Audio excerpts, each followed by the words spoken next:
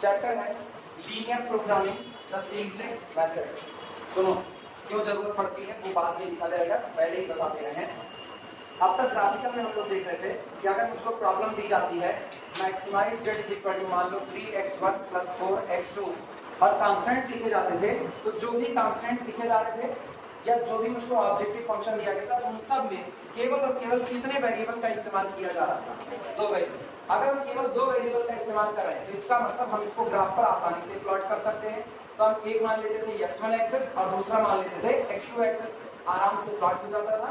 और प्लॉट करने के बाद हम लोग एक विजुअल रीजन निकाल लेते थे, उसका जो कॉर्नर पॉइंट आता था उसी कॉर्नर पॉइंट पर हम लोग वैल्यू निकाल लेते थे और मुझको ये पता चलता था कि कॉर्नर पॉइंट पर ही आपका एक्सट्रीम या आपका ऑप्टिमम सॉल्यूशन एग्जिस्ट करता है। लेकिन ये काम केवल तब तक हो सकता है जब तक आपके पास वेरिएबल की संख्या केवल कितनी हो? 2 वेरिएबल है तो आप आसानी से ट्रेस कर सकते हो। लेकिन अगर वेरिएबल की संख्या 2 से ज्यादा हो गई तब इनको ग्राफ के तौर पर ट्रेस करना मुश्किल हो जाता है। क्यों? क्योंकि तब गौर करो, अगर हम 3 एक्सिस माने x y z, 3 ही एक्सिस में कितना प्रभाव है? ये आपका y एक्सिस, ये आपका हो गया x एक्सिस। तो जो कांस्टेंट x y प्लेन में होगा उसका फीजिबल रीजन तो आपको यहाँ मिल जाएगा, लेकिन जो z एक्सिस आएगा वो कहाँ होगा? बाहर। और अगर कोई कांस्टेंट ऐसा हो गया तो इसका जो फीजिबल रीजन होगा वो इधर स्पेस में मिल रहा होगा या उधर स्पेस में मिल रहा होगा, वो आपको इस पेपर पर नहीं मिल रहा, तो उसको यहाँ मेंशन करने में बड़ी दिक्कत हो जाएगी। तब हमको जरूरत होती है एक ऐसे मेथड की जो मेथड 2 से ज्यादा वेरिएबल के साथ भी डील कर सके। इवन वो 2 के साथ भी डील कर सकता है, तब उसी मेथड को हम लोग सिंपलेक्स मेथड बनाते हैं। यानी अब ये मेथड जो होगा ये तब काम करेगा जब आपके पास वेरिएबल की संख्या 2 या 2 से ज्यादा होगी, तब पर भी काम करेगा। 2 वेरिएबल वाले में ग्राफिकल से काम आसानी से होगा, 2 से ज्यादा वाले में ग्राफिकल से काम नहीं हो सकता, इसलिए नए मेथड की जरूरत है। और नया मेथड हम लोगों का होगा सिंपलेक्स मेथड होगा। क्लियर है? इसमें वर्ड होता है सिंपलेक्स। सिंपलेक्स एक ऑब्जेक्ट को रिप्रेजेंट करता है। सिंपलेक्स जो वर्ड होता है ये वर्ड एक ऑब्जेक्ट को रिप्रेजेंट करता है। और ऑब्जेक्ट कैसा? एक ऐसा ऑब्जेक्ट जो n डायमेंशनल की ज्योमेट्री में टोटल n+1 पॉइंट को आपस में जोड़ रहा है। कोई पूछेगा सिंपलेक्स क्या है, तो बस सिंपलेक्स सिंपली एक ऑब्जेक्ट है। कैसा ऑब्जेक्ट? एक ऐसा ऑब्जेक्ट जो n डायमेंशनल स्पेस में टोटल कितने पॉइंट को आपस में अटैच करेगा? n+1 पॉइंट को अटैच करेगा। जैसे अगर हम कहें 1 डायमेंशनल स्पेस, 1 डायमेंशनल स्पेस में हर वो ऑब्जेक्ट सिंपलेक्स कहलाएगा जो आपस में 2 पॉइंट को कनेक्ट करेगा। जैसे कि एग्जांपल के तौर पर एक लाइन कितने पॉइंट को कनेक्ट करती है? 2 पॉइंट को, P1 को और P2 को। तो ये लाइन 1 डायमेंशनल ज्योमेट्री में क्या कहलाएगी? सिंपलेक्स कहलाएगी। क्लियर है? 2 डायमेंशनल ज्योमेट्री देखना, 2 डायमेंशनल ज्योमेट्री में 3 पॉइंट को आपस में कनेक्ट करने वाला शेप कौन होता है? ट्राइएंगल होता है। तो 2 डायमेंशनल ज्योमेट्री में सिंपलेक्स वो ऑब्जेक्ट है जो आपस में 3 पॉइंट को कनेक्ट करता है। तो इसका मतलब एक ट्राइएंगल 2 डायमेंशनल ज्योमेट्री में क्या कहलाता है? सिंपलेक्स कहलाता है। 3 डायमेंशनल ज्योमेट्री और 3 डायमेंशनल ज्योमेट्री में वो कितने पॉइंट को कनेक्ट करेगा? 4 पॉइंट को। 4 पॉइंट को कनेक्ट करने वाला कौन होता है? पिरामिड होता है।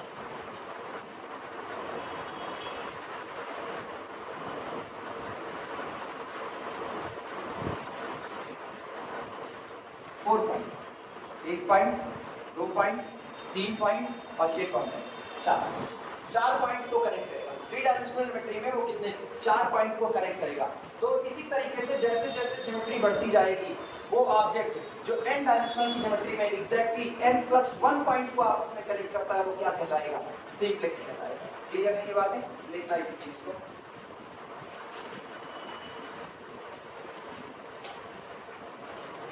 डबल स्टार करके लिखना। The simplex represents an object. Double star करके लिखो। The simplex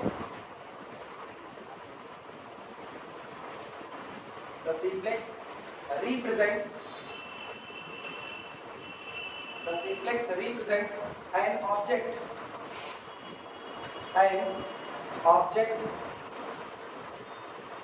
in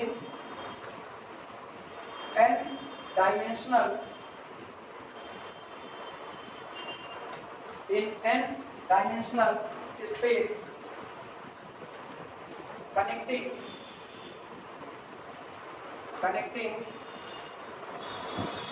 n+1 points connecting n plus 1 points. The simplex represent an object in n dimensional geometry. एक simplex ऑब्जेक्ट होता है इसमें n डायमेंशनल स्पेस में जो आपस में कितने पॉइंट को कनेक्ट करता है, n प्लस 1 पॉइंट को कनेक्ट करता है. लाइन चेंज करके लिखना स्टार 1 करते हुए, star 1 in one dimensional, in one dimensional, in one dimensional a simplex is a line segment. Line का एक टुकड़ा होता है. Line segment is a line segment connecting two points.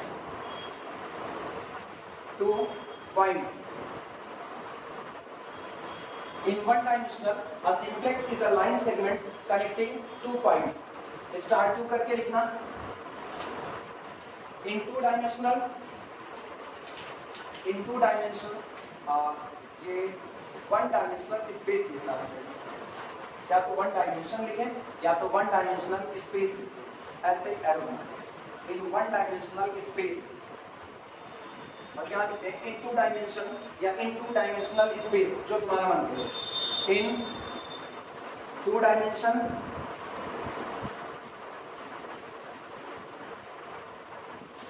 In two dimension it is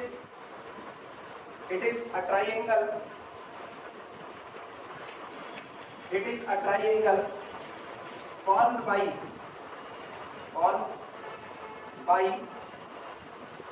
joining 3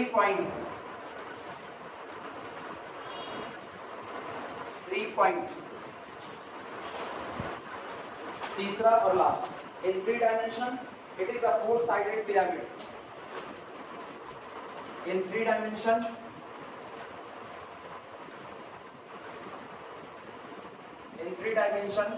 it is a 4-sided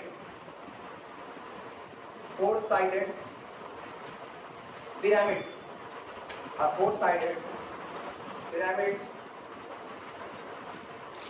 having 4 corners.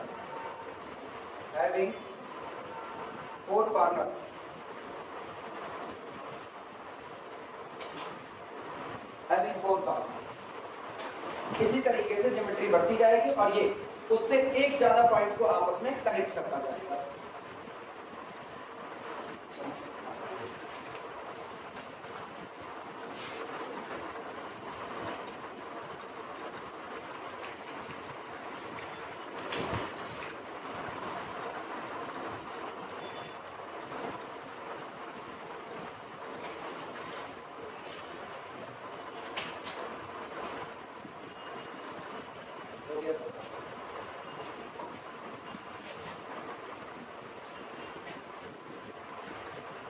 इसके बाद black pen से लिखना. वो क्वेश्चन जो बायोलॉजी में पूछा जाता है, why we need simplex method. जबकि मेरे पास ग्राफिकल मेथड ऑलरेडी मौजूद है, फिर भी हमको सिंप्लेक्स मेथड की जरूरत क्यों पड़ती है. ब्लैक पेन से प्रॉब्लम को लिखना. प्रॉब्लम क्या है, क्वेश्चन है. व्हाई वी नीड, हमें क्यों जरूरत पड़ती है. Why we need simplex method.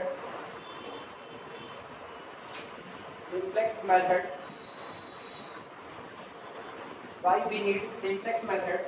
Why we have, जबकि हमारे पास पहले से मौजूद है. Why we have graphical method.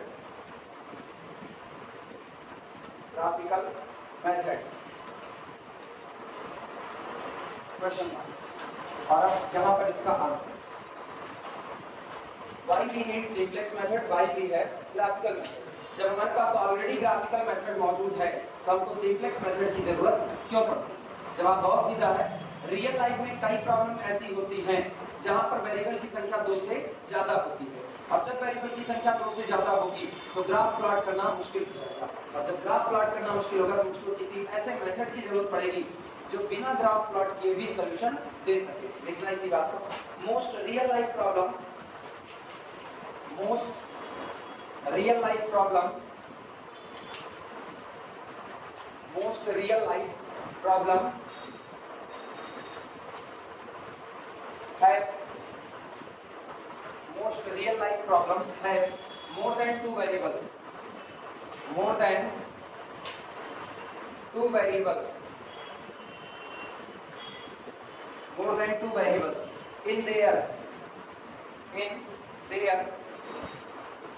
LP model, linear programming model, in their LP model. So इसलिए are too large for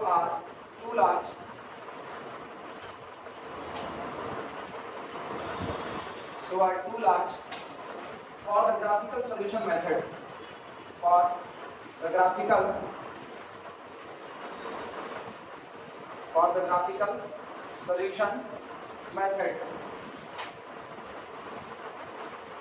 full stop. Mostly real life problem में जितनी भी प्रॉब्लम आती हैं उनमें वेरिएबल की संख्या 2 से ज्यादा होती है और ऐसे में ग्राफिकल मेथड से उनको सॉल्व करना बड़ा भारी भरकम काम होता है, इसीलिए जरूरत पड़ती है सिंप्लेक्स मेथड की। डेवलपर कौन था? जीबी डेड जी। कोई पूछे कि सिंप्लेक्स मेथड किसका बनाया हुआ, जवाब है जीबी डेड जी का बनाया है। लिखना ऐसे ब्लैक पेन से लिखना डेवलपर, और डेवलपर जिसने मेथड को बनाया उसका नाम हम लोग आगे दे देते हैं। 1947 में बनाया था डेवलपर,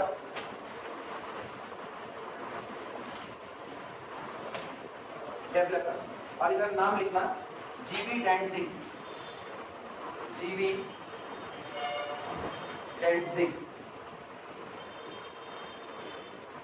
1947।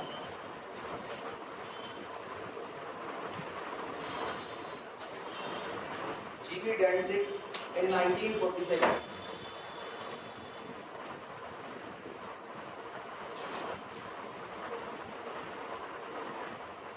पता जो सिंप्लेक्स मेथड होता है वो क्या करता है, ग्राफिकल वाले की बात सुनो।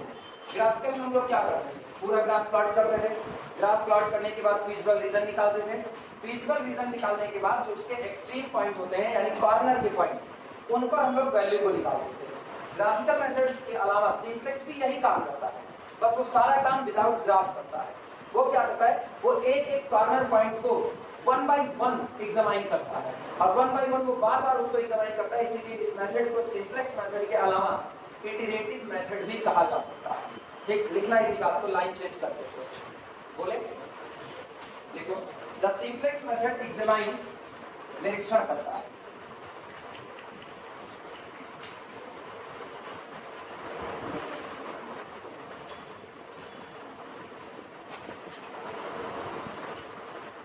Simplex method, the simplex method examines the extreme points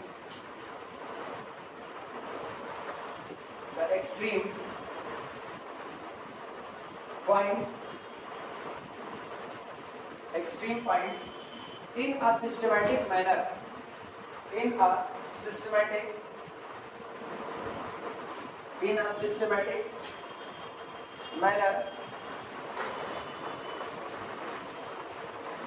in a systematic manner, repeating the same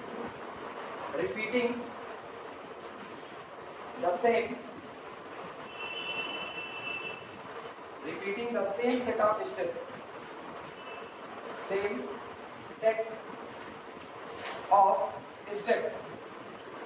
total 7 step हैं।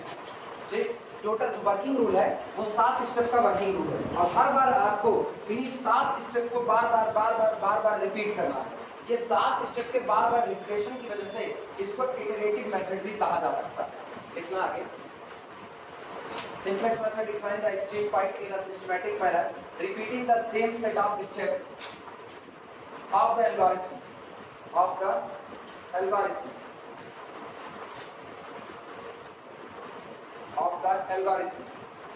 until, और तब तक ये काम चलता रहता है, until an optimum solution reached, an optimal solution reached और ये काम लगातार तब तक चलता है जब तक कि आपको ऑप्टिमल सॉल्यूशन यानी बेस्ट सॉल्यूशन नहीं मिल जाता, until optimal solution is reach.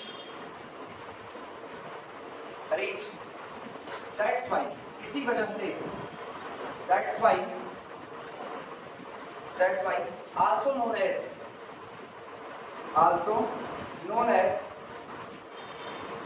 also known as iterative method,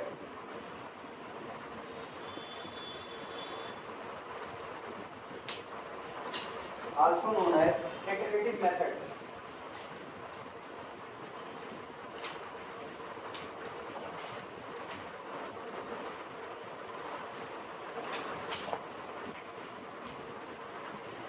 note करो, फिर आगे बढ़ेंगे।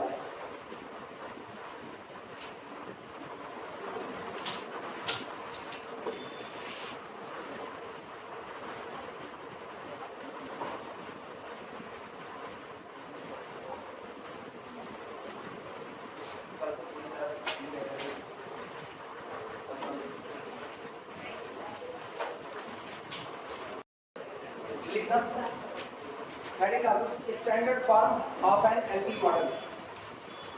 स्टैंडर्ड फॉर्म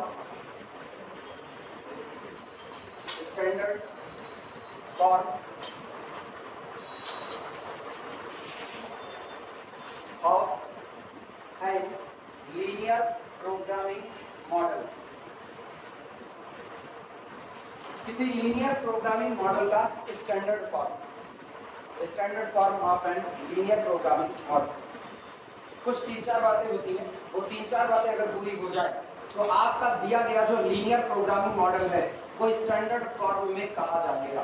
क्लियर है? लिखना इसमें, the standard form of LP problem, the standard form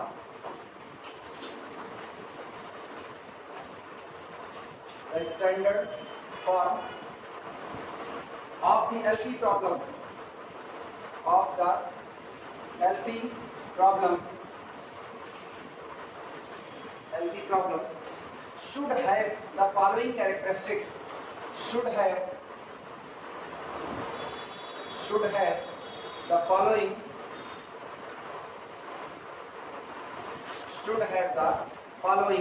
characteristics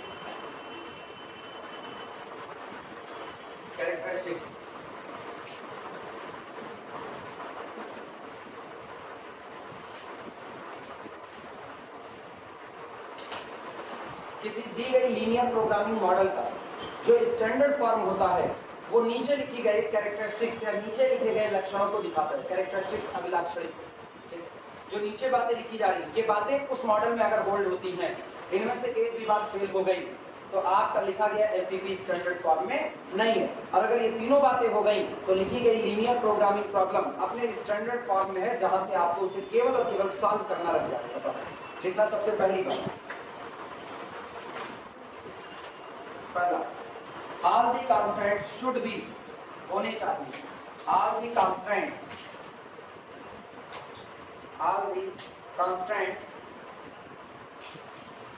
should be,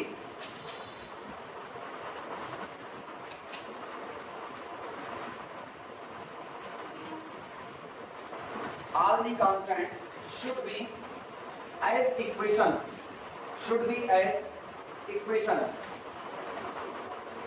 all the constant should be as equations। Full stop मत लगाना। पहली बात, आपके पास जितने भी कांस्टेंट हैं वो दिखने में कैसे होने चाहिए, और जबकि आज तक हम लोग क्या लिखते आए हैं, less than or equal to, greater than or equal to. ये लेस देन ग्रेटर देन में है तो स्टैंडर्ड फॉर्म में नहीं होगा। अगर उसको स्टैंडर्ड फॉर्म में बने रहना है तो आपके पास 10, 20, 15 जितने कांस्टेंट हैं उन सब में क्या लगा होना चाहिए, इक्वल। अगर नहीं लगा तो स्टैंडर्ड फॉर्म में कन्वर्ट करते वक्त उसमें इक्वलिटी लगाई जाएगी। इक्वलिटी लगाने के लिए हम 3 बेसिक तौर के वेरिएबल का इस्तेमाल करते हैं। 3 वेरिएबल का, पहले को कहा जाता है स्लैक वेरिएबल, दूसरे को कहते हैं सरप्लस वेरिएबल और तीसरे को कहते हैं आर्टिफिशियल। इनके अपने फिजिकल इंटरप्रिटेशन है। आर्टिफिशियल वेरिएबल एक टूल के तौर पर आता है, उसका कोई भी फिजिकल मायने नहीं होता। स्लैक और सरप्लस इनके फिजिकल इंटरप्रिटेशन होते हैं। जैसे अगर मेरे को कहीं पर लिखा मिलता है, मान लो 2x1 + 4x2 + 9x3 less than or equal to कितना, 5। तो इसको अगर स्टैंडर्ड फॉर्म में कन्वर्ट करना है, दी गई एलपीपी को, एलपीपी कुछ भी है, उस एलपीपी में हम एक पर्टिकुलर कांस्टेंट की बात कर रहे हैं। अगर ये कांस्टेंट मेरे को दिया गया है और मुझको अपने दिए गए लीनियर प्रोग्रामिंग प्रॉब्लम को स्टैंडर्ड फॉर्म में कन्वर्ट करना है, तो ये इनइक्वालिटी का साइन किस में बदल जाना चाहिए? इक्वलिटी में। यूं ही नहीं रखेंगे, कुछ सोच करके रखेंगे। सोच देखो क्या है। ये कौन है? 5 पॉजिटिव है। अभी दूसरी वाली प्रॉपर्टी दिखाएंगे कि इधर जो आपके कांस्टेंट होते हैं ना, ये जो कांस्टेंट है ये सारे के सारे पॉजिटिव होने चाहिए। अगर कोई पॉजिटिव नहीं है तो आप पहले पूरी इनइक्वालिटी में माइनस का मल्टीप्लाई करके उसको क्या बनाएंगे? पॉजिटिव। तो ये याद रखना, वो बात की बात है। अगर ये 5 है, ऑलरेडी पॉजिटिव है, तो मेरा अगला काम होगा इस इनइक्वालिटी को चेंज कर देना किसमें? इक्वालिटी में। कैसे करेंगे वो सुनना। ये चीजें कम है और वो 5 ज्यादा है, ऐसा ही तो है। Either this quantity less than 5 or it is equal to 5। अब ऐसे में जो कम है उसको उसके बराबर पहुंचाने के लिए कुछ दे दिया जाता है। जो दिया जाता है उसको प्लस से ऐड करेंगे। 2x1 plus 4x2 plus 9x3 और प्लस कुछ ऐड कर दिया, कितना? कुछ ऐड करने से अब ये चीज बराबर पहुंचेगी। ठीक, यानी जो ऐड के साथ आता है प्लस साइन के साथ, इसी को हम लोग कहते हैं स्लैक वैल्यू। इसी को कहा जाता है स्लैक वैल्यू। फिजिकल इंटरप्रिटेशन होता है, अभी दिमाग मत ले जाना, अभी नहीं बता रहे हैं। अभी उसकी तरफ जाएंगे ना तो बड़ी थ्योरी और कहनी पड़ेगी समझाने के लिए, इसीलिए अभी ऐसे रफली आइडिया समझो, थोड़ी ही देर में पहुंचने वाले हैं। अगर आपकी इनइक्वालिटी लेस देन और इक्वल टू टाइप की है और इधर आपके पास पॉजिटिव मौजूद है, तो आप इधर वाले में कुछ जोड़ दो प्लस s1। ये जितना आपने प्लस s1 जोड़ा इसी को कहते हैं स्लैक वेरिएबल। ये आपका स्लैक वेरिएबल। अगर ये inequality less than or equal to type की नहीं, बल्कि ये कैसी है? Greater than or equal to 5 type की है, तो अब गौर करो, अब ये हिस्सा कैसा हो चुका है? अब ये हिस्सा बड़ा हो चुका है और ये हिस्सा छोटा, और इनको उनके बराबर पहुंचाना है, तो इसमें से कुछ घटा दो। तो माइनस कर दिया कितना? s1 या s2 जो भी है। जैसे पहली बार s1 क्या किया और s2 थे, अब ये इसके कैसा हो गया? बराबर। जो माइनस साइन के साथ जुड़ा आकर के उसको कहते हैं सरप्लस वैल्यू, सरप्लस। लेकिन सरप्लस अकेला नहीं आता, सरप्लस हमेशा अक्सर अपने साथ आर्टिफिशियल को लेकर के आता है। तो अगर आपने यहाँ माइनस s2 किया तो साथ में एक और वेरिएबल लेकर के आएगा a1 इज इक्वल टू, अब होगा 5, और इसको कहते हैं क्या? इसे हम लोग कहेंगे आर्टिफिशियल वेरिएबल। तो 3 तरह के वेरिएबल का इस्तेमाल होगा, स्लैक, सरप्लस, आर्टिफिशियल। दिमाग में और भी कोई क्वेश्चन ना बनाना कि कब स्लैक का इस्तेमाल होगा, कब सरप्लस का, कब आर्टिफिशियल का, क्या हमेशा सरप्लस के साथ आर्टिफिशियल आएगा या नहीं आएगा, वो सारी बातें लिखी जाएंगी।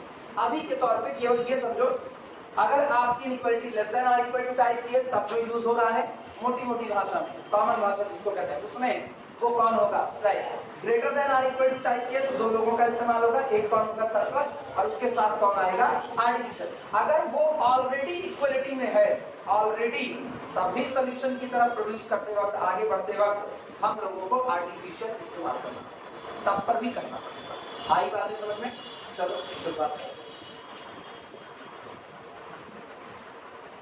पहली बात लिखी गई, all the constant should be as equations. आपके सारे के सारे कांस्टेंट इक्वेशन के तौर पर होने चाहिए। कैसे? बाय एडिंग, जोड़ते हुए, बाय एडिंग स्लैक और अथवा सरप्लस एंड ऑब्लिक और। इसका मतलब स्लैक आए, सुनो, स्लैक अकेला आएगा, सरप्लस जो आएगा तो देखो क्या लिखे, सरप्लस एंड और। अगर जरूरत पड़ी तो आर्टिफिशियल साथ में आएगा, और नहीं पड़ी तो केवल और केवल कौन आ जाएगा? सरप्लस। इसीलिए और लगाया गया है, और आर्टिफिशियल। वैसे तुमको बताएं सही बात क्या है? जब जब सरप्लस आएगा अपने साथ आर्टिफिशियल को लाएगा, लेकिन आर्टिफिशियल अकेला आ सकता है, उसको सरप्लस की कोई जरूरत नहीं है, वो अकेला भी आ सकता है। एग्जांपल के तौर पर अगर मेरा कांस्टेंट यही हुआ 3x1 + 4x2 is equal to plus 9x3 is equal to 5, और अब मुझको सॉल्विंग के लिए आगे बढ़ना है, तो यहाँ ऑलरेडी इक्वलिटी है।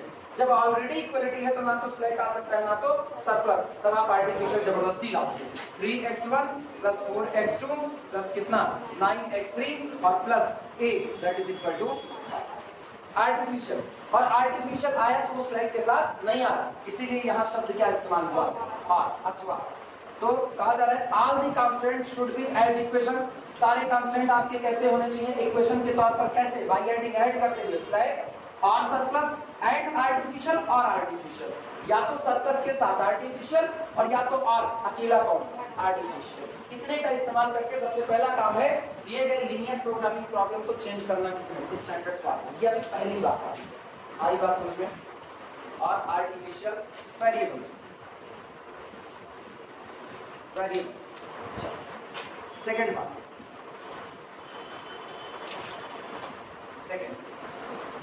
सेकंड जो उधर राइट हैंड साइड में है b1 b2 b3 so on, जो राइट साइड में है वो एक भी आपका नेगेटिव नहीं होना चाहिए, वो सारे के सारे आपके कैसे होने चाहिए पॉजिटिव, और अगर कोई पॉजिटिव नहीं है तो उस पूरे कांस्टेंट में माइनस साइन का मल्टीप्लाई करके उसको क्या बना लो पॉजिटिव बना लो। लेकिन ये याद रखना जब आप माइनस से मल्टीप्लाई करते हो तो इनइक्वालिटी का साइन चेंज होना चाहिए, अगर वो लेस देन टाइप की है तो कहाँ हो जाएगी ग्रेटर देन है तो क्या हो जाएगी लेस देन, और अगर बराबर में है कोई फर्क नहीं, बराबर रहेगा।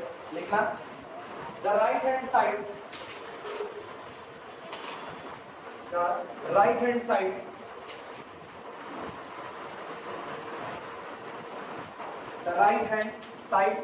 of each constant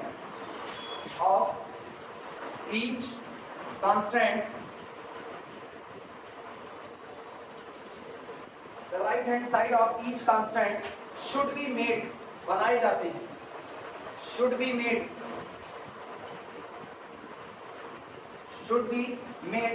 non-negative,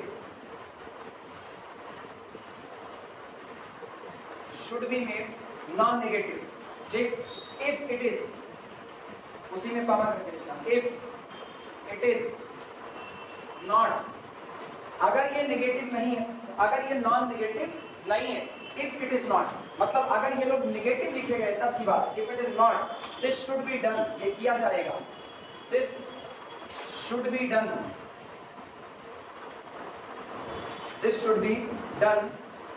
by multiplying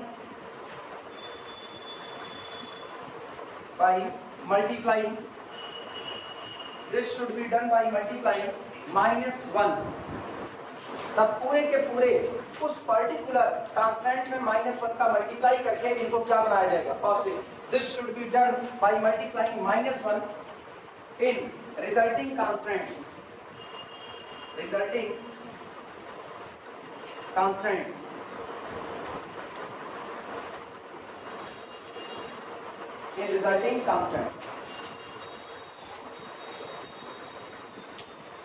सबसे लास्ट और आखिरी इंपॉर्टेंट बात, आपका ऑब्जेक्टिव फंक्शन केवल और केवल मैक्सिमाइजेशन में होना चाहिए, वो मिनिमाइजेशन में नहीं होगा।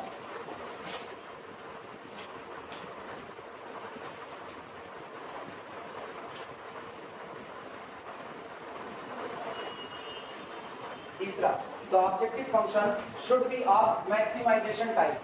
Third, the objective function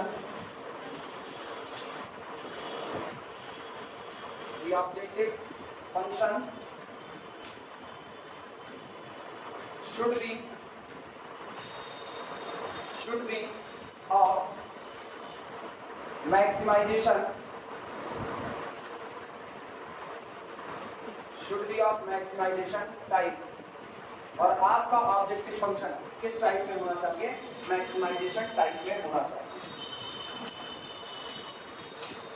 ठीक, अब हम रेडी रेफरेंस के लिए मतलब सामने नजर आए कि आपका स्टैंडर्ड फॉर्म क्या होता है तो हम एक खाका टाइप का खींच करके यहाँ बता देते हैं।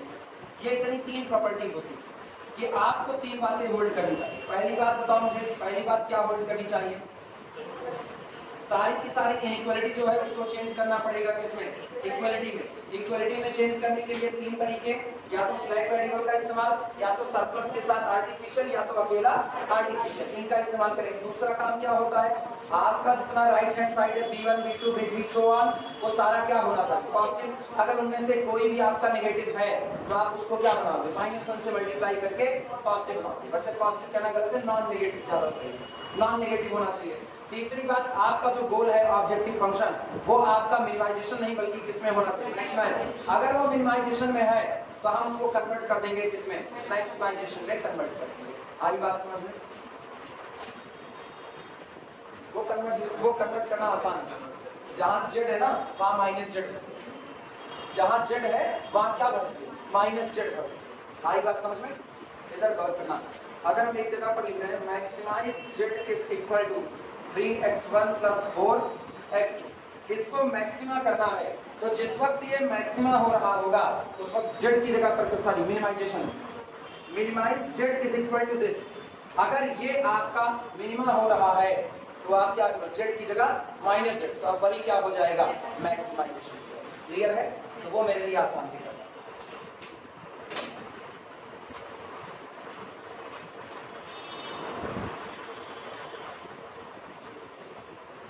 कौन सा? ये नहीं समझ रहा है, ये बाद में समझाएंगे, इसीलिए तो नहीं समझ रहा है, ये बात की चीज है। अभी नहीं, जब न्यूमेरिकल कर रहे होंगे या वर्किंग रूल लिखा है तो उसी वर्किंग रूल में इस बात को लिखाएंगे कि कैसे आप कन्वर्ट करते हो। तो कन्वर्ट करने के दौरान आपको क्या क्या करना है, जेड की जगह माइनस जेड और बाहर की तरफ माइनस का साइन। आप थोड़ी देर तक कुछ मत सोचना इसके बारे में, बस ऐसे जान लो कि ऐसी कोई बातें मिलने वाली है। लिखना हेडिंग है रेडी रेफरेंस, रेडी रेफरेंस,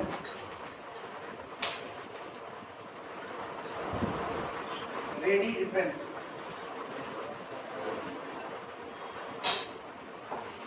फौरी तौर, रेडी रेफरेंस को कहते हैं ना फौरी तौर पर।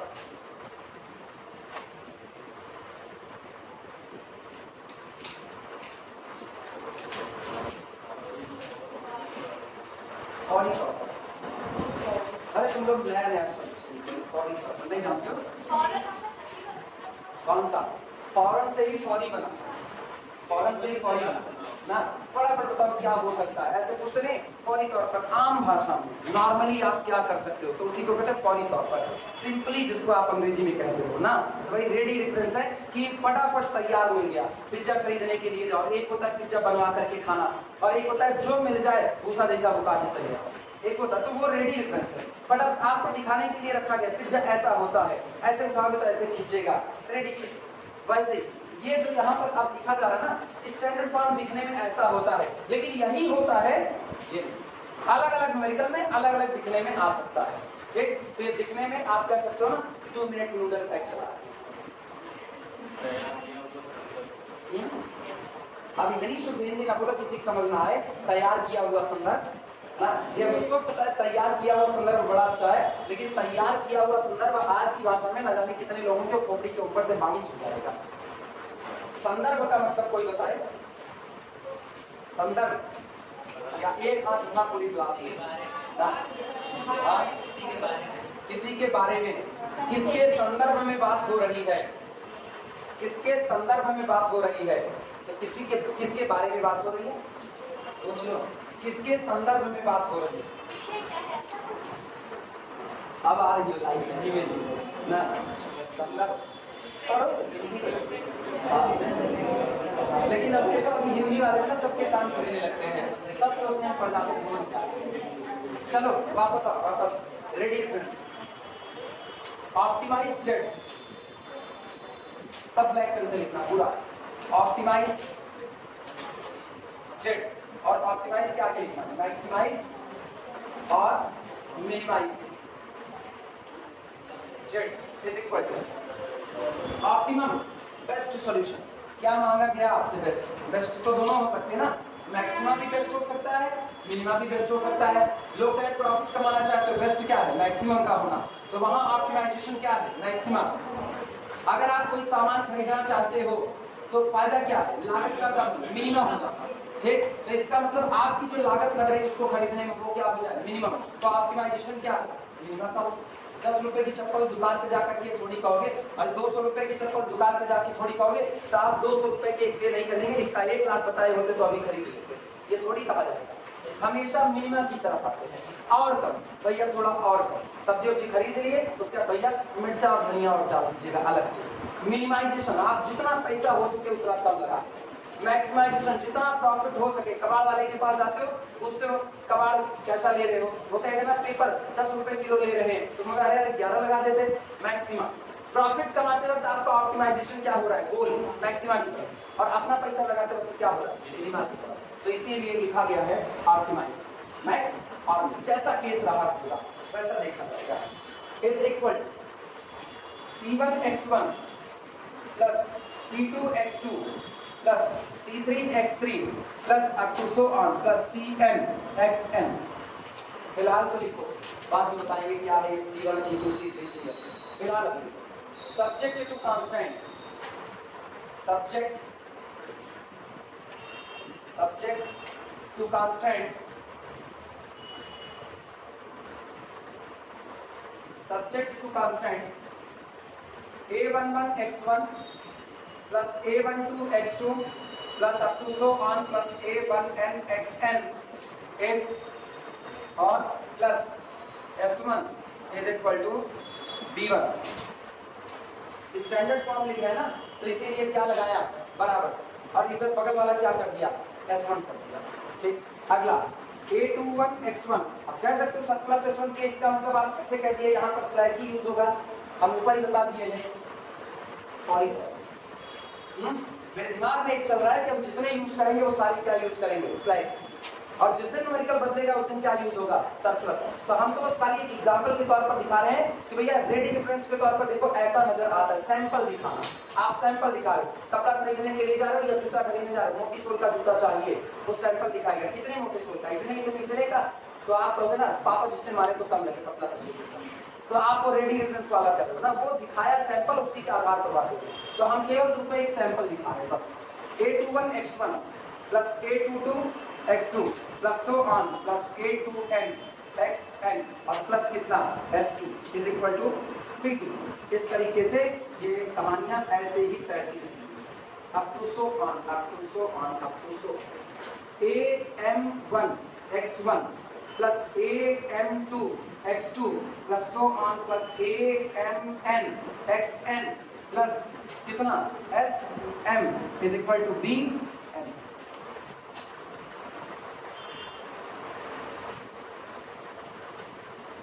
एंड इसके साथ ही साथ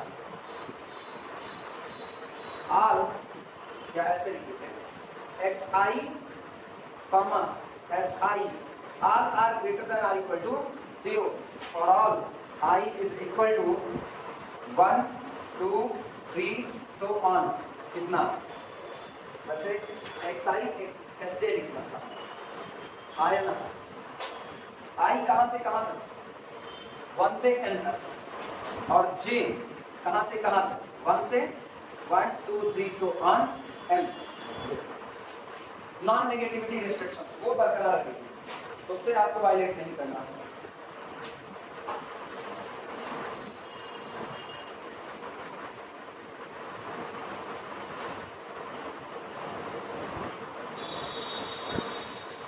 अब इन सब फिजिकल इंटरप्रिटेशन में सब कौन क्या क्या है, रटने की इसमें जरूरत नहीं, समझ करके पढ़ो बस।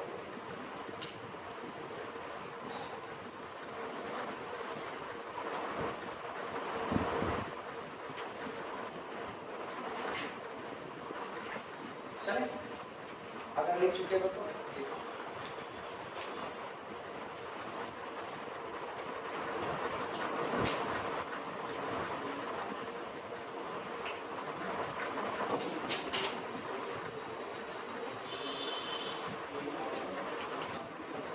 सब लोगों का हो गया। चलो एक बात याद करो, जैसे कंपनी 3 प्रोडक्ट बनाती है, X1 X2 X3। चले जाओ पहले चैप्टर में, अब तुमको पहला चैप्टर याद आना चाहिए। कंपनी 3 प्रोडक्ट बनाती है, X1 X2 X3। जो नहीं पढ़े वो भी परेशान हो, याद आएगा यहाँ से। कंपनी ने एक प्रोडक्ट बनाया X1, एक बनाया X2 और एक बना दिया X3। मतलब कंपनी एक प्रोडक्ट बनाती है बेल्ट और एक बनाती है बैग, और ये बना देती है मान लो नहीं जूते का नहीं खाने की आपको है, बेल्ट बैग का है, कैप्टन अमेरिका बनना है आपको ना। बेल्ट बनाया, बैग बनाया, उठा लो, और उसके बाद एक कैप बनाया, 3 उसने प्रोडक्ट बनाए। कंपनी बेल्ट के टोटल X1 यूनिट बनाती है, बैग के X2 बनाती है और कैप के कितने बनाती है X3। और कंपनी इन सब को बेच के प्रॉफिट कमाना चाहती है, तो गोल क्या होगा, मैक्सिमम या मिनिमम, मैक्सिमम। तो आपका गोल बन गया maximize Z is equal to, लेकिन सवाल है ना प्रॉफिट कमाया कैसे जाएगा, यूनिट को बेच करके। और यूनिट को अगर आप बेचोगे, जैसे कंपनी ने बेल्ट की टोटल X1 यूनिट बनाई और X1 यूनिट को बेच दिया, तो x1 का फायदा थोड़ी है। एक बेल्ट कितने का फायदा कमाती है वो पता होना चाहिए। अगर एक बेल्ट पर 5 रुपए का फायदा है तो x1 बेल्ट बेचने का फायदा कितना, 5x1, तो आपका ये टोटल फायदा हो गया 5x1। अगर आपका एक बैग बेचने का फायदा 2 रुपया है तो x2 बैग बेचने का 2x2। अगर एक कैप बेचने का 10 रुपया फायदा तो x3 का 10x। आया ना? तुम गौर करो, ये जो तुमने आगे कोफिशिएंट लगाए, कोफिशिएंट एक यूनिट का प्रॉफिट कंट्रीब्यूशन है। आया ना? यानी x1 ऑब्जेक्टिव फंक्शन में x1, x2, x3 के आगे बैठे हुए जो कोफिशिएंट है वो पर यूनिट आपका प्रॉफिट कंट्रीब्यूशन लिखा है। एक यूनिट पे कितने का प्रॉफिट हो रहा है। बेल्ट की एक यूनिट बिकेगी तो 5 रुपए का फायदा, तो x1 यूनिट बिकेगी तो 5x1 का। बैग की एक यूनिट बिकेगी तो 2 रुपए का फायदा, तो x2 यूनिट बिकेगी तो 2x2। कैप की एक यूनिट पे 10 का फायदा तो पूरे पर 10x3। यानी कि आगे बैठा हुआ coefficient C1, C2, C3 so on Cn, ये लोग जो है ये लोग पर यूनिट प्रॉफिट कंट्रीब्यूशन दिखा रहे हैं। क्लियर है ये बातें? अब यहाँ से फिजिकल इंटरप्रिटेशन चालू हो गया, बाद में हम इसको लिखा देंगे, लेकिन अभी जाइए और यहाँ देखना, यहाँ जो कोफिशिएंट बैठे हुए हैं, अब कंपनी जब इनको बना रही है तो कंपनी के ऊपर कुछ शर्तें आती हैं कि आप इतनी देर तक मशीन नहीं यूज कर सकते हो, इतनी देर तक के लिए आपके पास पैसा होगा, इसके बाद आपके पास पैसा नहीं होगा, मार्केट में इतने की डिमांड है, इतने की डिमांड नहीं है। इन सारी शर्तों को डाला जाता है तो उसको क्या कहते हैं, कांस्टेंट कहते हैं। मान लो कंपनी के पास जो मशीन आवर्स है, मशीन आवर्स, वो मशीन आवर्स केवल 2000 घंटे का है। कंपनी को कहा गया कि आपको हम मशीन दे रहे हैं, लेकिन आपको जो कुछ मशीन दी जा रही है वो मशीन केवल 2000 घंटे के लिए दी जा रही है। तो आपकी गौर करना, अगर बेल्ट की एक यूनिट बनाने पे, बेल्ट की एक यूनिट बनाने पे 1 घंटे का समय लगता है, तो x1 यूनिट बनाने में क्या घंटे का समय लगेगा, 1 × आया ना? अगर बैग की एक यूनिट बनाने में 2 घंटे का समय लगता है तो x2 यूनिट बनाने में क्या घंटे का समय, 2x2। अगर कैप की एक यूनिट बनाने में, कैप की एक यूनिट आधे घंटे का समय लगता है तो x3 यूनिट बनाने में half x3 plus half x3। लेकिन कंपनी कहती है कि आपके पास जितना मशीन आवर्स है 2000 घंटे से ज्यादा नहीं है, तो या तो 2000 घंटे पूरे खर्च कर दो या तो उससे कम खर्च करो, इससे ज्यादा नहीं। तो constant less than or equal है। अब ये बताओ, ये आपका कांस्टेंट का कंट्रीब्यूशन दिखा रहा है कि नहीं दिखा रहा है? तो इसका मतलब आगे जो ये कोफिशिएंट रखे गए ना, ये कांस्टेंट के अकॉर्डिंग अपना अपना कंट्रीब्यूशन दे रहे हैं। क्लियर है ये बातें? इसी बात को तुमको समझना, किसी गोल में लिखे गए कोफिशिएंट जो होते हैं वो आपका प्रॉफिट पर यूनिट कंट्रीब्यूशन दिखा रहे हैं, और ये जो होते हैं ये शर्तों के अकॉर्डिंग चल रहे होते हैं। चलिए अब हम आगे, इतनी बातें समझ में आई, बाद में इसको लिखेंगे लेकिन अभी नहीं। और रही बात इनके लिए, ये जो अलग से जोड़े गए हैं कुछले टाइप में, ये स्लैग, सरप्लस, आर्टिफिशियल वाले कैटेगरी में होंगे, उसके लिए अब हम लिखने चलते हैं।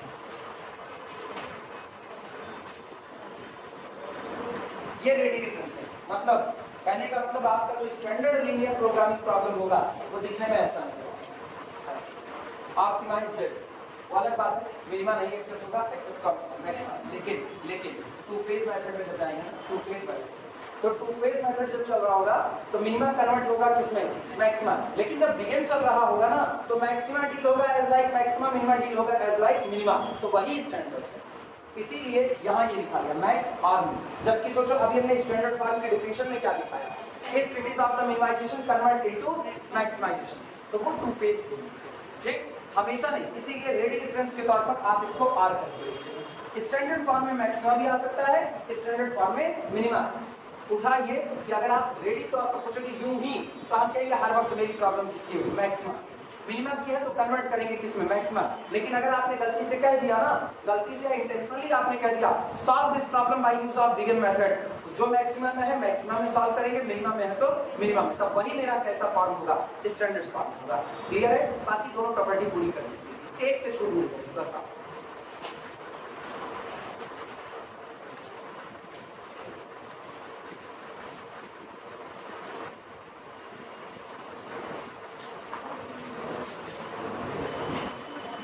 रिमार्क लगाना, रिमार्क। अब पूरा रिमार्क ब्लैक पेन से लिखना, पूरा रिमार्क। और या तो मन कहे ब्लू से भी लिख देना, बस नंबरिंग ब्लैक से कर देना। रिमार्क, रिमार्क लिखना, सबसे पहली बात, to convert a given LP problem, to convert a given LP problem, to convert a given LP problem into standard form,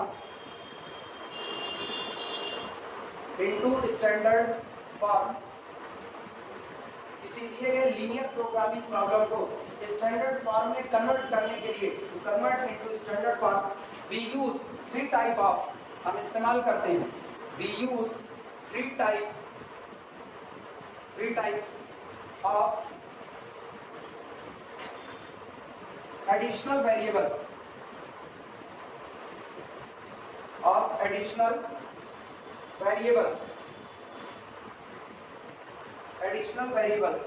namely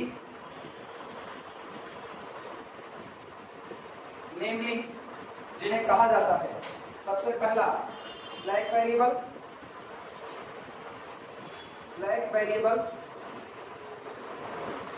दूसरा स्लैक वेरिएबल को प्लस एस से रिप्रेजेंट करते हैं, दूसरा होता है सरप्लस वेरिएबल,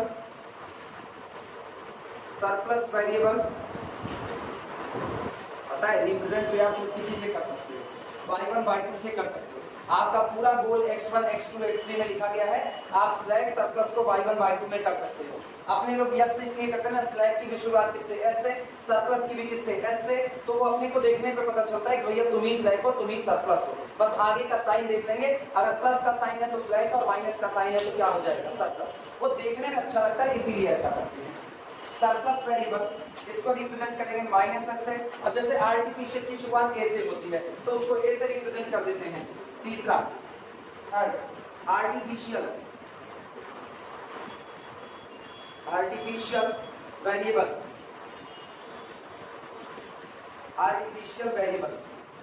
इसको कहते हैं कैपिटल ए से।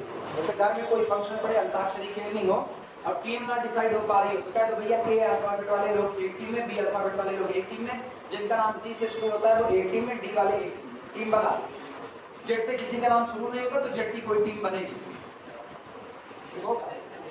जाहिर जिशान बड़े नाम आएंगे उससे भी, जेड से भी, किससे नहीं आता है, हिंदी में बात है, यहाँ मतलब कुछ हिंदी, इससे किसी का नाम नहीं आता, इससे आपकी कोई टीम नहीं करती, हाँ क्या कासिम झफेरा,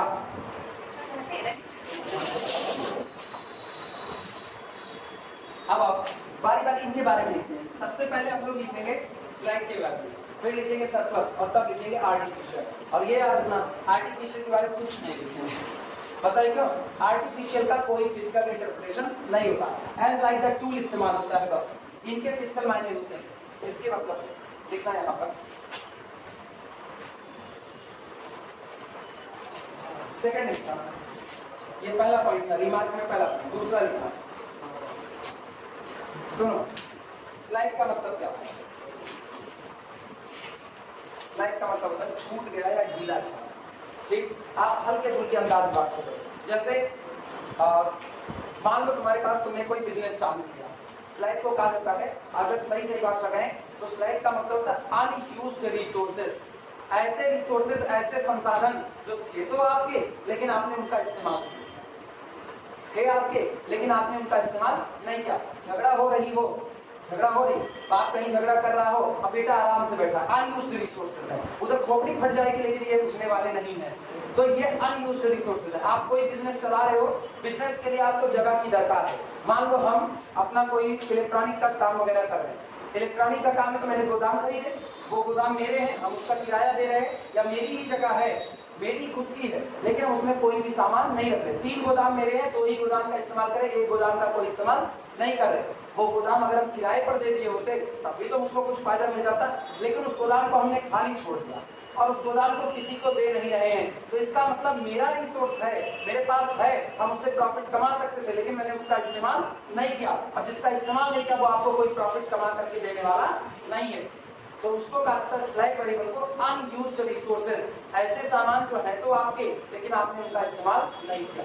घर बन रहा है, मान लो घर बन रहा है तो आपके पास लेबर मिस्त्री हैं, आप गए चौराहे पर से आप 12 लेबर पकड़ करके लेकर के आए, लेकिन 12 में से केवल 10 लोग काम कर रहे हैं, 2 लोग खाली बैठ करके खैनी बीज रहे हैं। हाँ पानी 2 फरवा यानी मारा 2 वारी मारा, एक मालिक के कोबड़ी मारा, वो केवल एक काम कर रहे हैं, वो और कोई काम नहीं करे, केवल वो बैठे हुए हैं। तो सोचो हर शाम को पेमेंट तो आप करोगे उनको, जब आप उनको पेमेंट करोगे तो आपका ही रिसोर्स है, लेकिन आपने उसका इस्तेमाल नहीं किया। मशीन आपके पास पड़ी हुई है, हर बैला आपके पास है, आपको खेत जोतना है, लेकिन आप उनका इस्तेमाल नहीं कर रहे, बस खाली एक के लेकर के काम किए पड़े। तो जिनका आप इस्तेमाल नहीं करो उनसे आप कोई प्रॉफिट नहीं कमा पाए, वो भी कौन होगा? Unused resources.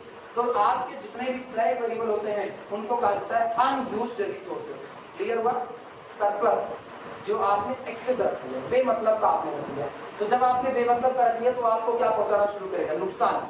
सरप्लस जो हुआ है, सॉरी स्लैग जो हुआ है, जो है लेकिन जिनका इस्तेमाल नहीं किया गया था मेरा, लेकिन मैंने इस्तेमाल नहीं किया, वो मुझको कोई प्रॉफिट कमा करके नहीं देगा। इसीलिए स्लैग जब जुड़ता है तो प्लस साइन के साथ जुड़ता है। सरप्लस एक्सेस का हो जाना, एक्सेस रिसोर्सेज आपके पास ज्यादा हो गया, खाना खाने को आपको दिया गया, खाने की भूख केवल 4 रोटी की और परोस दी गई 6 रोटी। अब कहा गया, जैसे मम्मी लोग कहती है ना, इतना चुका लेना मार दाल लाल, तो इसका मतलब अब जो आप एक्सेस ले रहे हो वो आपको नुकसान पहुंचाएगा, और जो आपको नुकसान पहुंचाएगा उसका साइन कैसा होगा? माइनस का। तो ये आपका एक्सेस रिसोर्सेज है, ये आपका कौन है?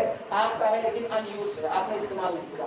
इस्तेमाल कर सकते थे लेकिन आपने किया नहीं, इनका बेचारे का आप इस्तेमाल भी नहीं कर सकते हो। क्यों? क्योंकि जितने की जरूरत थी उतना तो आपने पहले इस्तेमाल कर लिया। अब आप इनकी तरफ देख रहे हो तो ये लोग कह रहे हो इनका तो इस्तेमाल ही नहीं हो सकता है, तो फालतू पड़े हुए। गोदाम, 3 गोदाम है और मेरे पास पैसा भरपूर है, तो हम अपने तीसरे गोदाम का भी इस्तेमाल कर सकते हैं, पैसा भरपूर है। लेकिन आपकी सोचना, मेरे पास पैसे की कमी है, तो जो मेरे लिए एक बार स्लैग था वो मेरे लिए दूसरी नजर में अभी क्या नजर आएगा? सरप्लस। मेरे पास पैसा ही नहीं है और जमीन मेरे पास खूब है, तो पैसा नहीं और जमीन खूब है, तो वो जमीन मुझको अब नुकसान पहुंचा रही है कि नहीं? कल वो कोई भी कब्जा कर लेगा, अनयूज्ड हो चुकी है मेरे लिए, तो वो मेरे लिए आप किसका काम करेंगे? सरप्लस का। या आपके पास कोई ऐसी चीज हो जो आपने किराए पर ली, जैसे लोग होर्डिंग लगवाते हैं शहर में, होर्डिंग लगवाते हो, कोचिंग चला रहे हो, होर्डिंग लगवा दिए और आपको पता चला जितनी होर्डिंग लगवाए उतने की आपको जरूरत ही नहीं। कई ऐसे एरिया में आपने होर्डिंग लगवा दी जहां से पढ़ने के लिए कोई आता ही नहीं है, तो वो आपने क्या किया? एक्सेस रख लिया आपने बेमतलब का, और जो आपने बेमतलब का रखा वो आपको क्या पहुंचाएगा? नुकसान। इसलिए उसका साइन कैसा आएगा? माइनस। क्लियर हुआ? स्लैग को कहते हैं अनयूज्ड रिसोर्सेज, सरप्लस को कहते हैं एक्सेस रिसोर्सेज, और आर्टिफिशियल का कोई फिजिकल इंटरप्रिटेशन नहीं होता। एज लाइक द टूल इस्तेमाल किया जाता है, केवल बस आप हो और आपके होने से मेरे को कुछ काम करना है, एज अ टूल। बाद में आपको हम बिल्कुल दूध में गिरी हुई मक्खी की तरह उठा करके फेंकेंगे। और पता है वास्तविकता में होता ही, जब आप इसको सॉल्व कर रहे होगे तो ये जितने लोग हैं ना, ये लोग बेसिस में आएंगे, बेसिस से जाएंगे। आर्टिफिशियल बेचारा इनिशियल में बेसिस में है, और एक बार इसने गलती से बेसिस को छोड़ दिया तो दोबारा इसका कॉलम डिलीट कर दिया जाएगा। अब आप बेसिस में दोबारा एंट्री ही नहीं पाओगे। यही होता है, जिनका यूज करके उसका उनको किनारे हटा दिया जाता है। तो ये केवल और केवल किसके तौर पर इस्तेमाल करते हैं? टूल के तौर पर इस्तेमाल। लिखना सबसे पहला, A slide variable represent a slide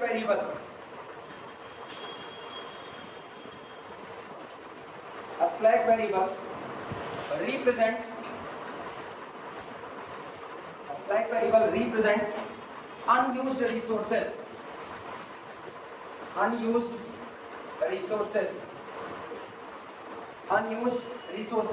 either in the form of, अब बता रहे किस किस फॉर्म में आपको अनयूज्ड रिसोर्सेज मिल सकते हैं। ये वक्त तुम्हारा, सुनो, वक्त तुम्हारा दिन के 24 घंटे, दिन के 24 घंटे में मान लो कल जैसे छुट्टी हो गई, कल छुट्टी हो गई तो 24 घंटे तुम्हारे आएगा। 24 घंटे में कितने घंटे की पढ़ाई के तुम इस्तेमाल करोगे वो तुम्हारे ऊपर हुआ। तो टाइम तुम्हारा है लेकिन तुमने इस्तेमाल ही नहीं किया। तुमको 4 दिन की गैपिंग मिली पेपर होने, तुम बैठ के उंगलियां चटका रहे हो, फलाने के घर पे क्या कपड़ा सूख रहा है क्या नहीं, आज कम हो गए इसका मतलब इनके रिश्तेदार चले गए, आज ज्यादा हो गए मतलब इनके यहाँ भीड़ बढ़ गई। तो तुम अपना टाइम यूज कर रहे हो पढ़ने में नहीं बल्कि कहीं और। तो तुम्हारा टाइम तुम्हारा था लेकिन तुमने उसको क्या कर दिया? बर्बाद कर दिया। ये आपका क्या हुआ? Unused resources. तो अनयूज्ड रिसोर्सेज टाइम की कैटेगरी में भी आ सकता है, लेबर की कैटेगरी में आ सकता है, टाइम की कैटेगरी में आ सकता है, मशीन की कैटेगरी में आ सकता है, वेयरहाउस की कैटेगरी में आ सकता है, ना जाने कौन कौन सी कैटेगरी में आ सकता है। आई बात समझ में? और ये सब मैथ की दुनिया में जिससे रिप्रेजेंट करता है वो केवल एक नजर देखने में आता है, कौन सा? बस कितना क्लियर हुआ? देखो, a slide variable represent unused resources either in the form of either in the form of time on a machine, comma labor hours,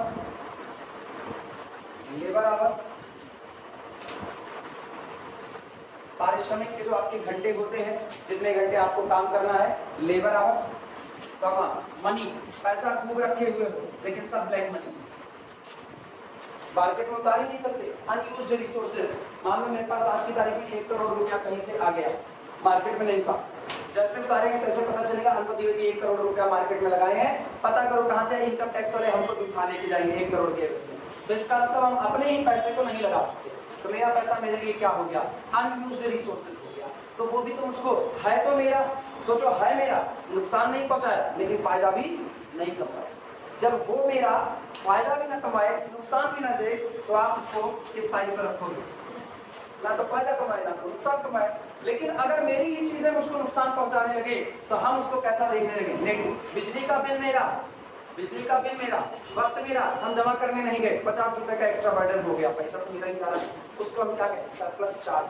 ज्यादा है कि नहीं? बिजली के बिल को क्या कहते हैं? अगर आप देर से जमा करो तो उसको जो 50 रुपया जमा होता है, वो 50 रुपया आपका क्या होता है? Surplus charge. तुम लोगों को बताएं, कॉलेज में जाते हो रिड्यूस करवाने के लिए, हाँ या ना? फीस जमा करते हो, अगर लेट पेमेंट देना पड़े तो वो लेट पेमेंट आपके लिए क्या बन गया? Surplus charge. आपके पास वक्त था, आपने इस्तेमाल नहीं किया, जो वक्त आपने इस्तेमाल नहीं किया वो कल को आपके लिए कौन था? अनयूज्ड रिसोर्सेज, जब तक आपका था। लेकिन जैसे वो कॉलेज का टाइम हो गया, कॉलेज ने कहा ना काउंटर बंद, अब आप इसके बाद आ रहे हो, अब वो वक्त मेरा है और मेरा वक्त है, तो वही वक्त आपके लिए क्या बन चुका है? क्लियर हुआ? एक सिक्के के दो पहलू होते हैं, याद रखना। तब आगे तुमको मिलेगा प्राइमर और ड्यूअल, तब तो मिलेगा। Labour hour, money, warehouse, गोदाम, वेयर हाउस स्पेस, ठीक। लेकिन ये जान पीटीसी लगा, पीटीसेट का पीटीसी, पता है क्यों? क्योंकि पता नहीं जाने कौन कौन से टाइप की बिजनेस प्रॉब्लम आएगी।